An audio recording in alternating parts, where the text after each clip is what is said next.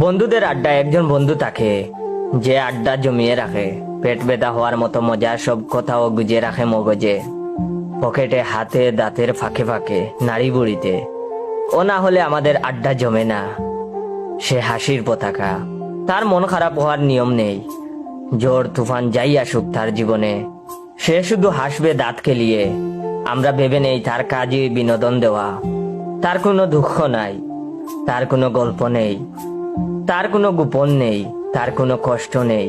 ও ঝুকার, ওর মাঝে সিরিয়াস স্বভাব নেই। তার মুখ বুতা হয় কোনো এক বিকেলে, মন খারাপ হয়, আমরা গালি দেই খুব, পিঠে থাপ্পড় বসিয়ে দেই দুই একটা, শালং দর্শিস, ঠিক ঠিক। ও চুপসে যায়, ও দুঃখ লুকিয়ে ফের হাসে।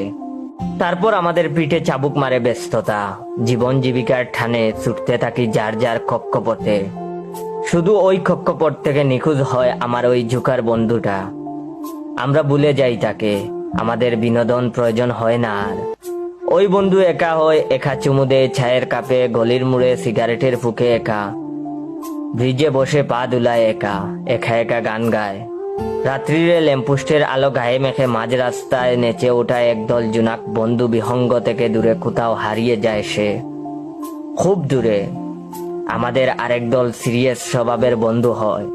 সেই দলে সেই জুকার বন্ধুর জায়গা হয় না। ও শুধু আমাদের বিনোদন পার্টেই প্রয়োজন ছিল, জীবনের গুরুত্বপূর্ণ মুহূর্তগুলোর মাঝে না। আমরা স্বার্থপর, আমরা ভুলে যাই।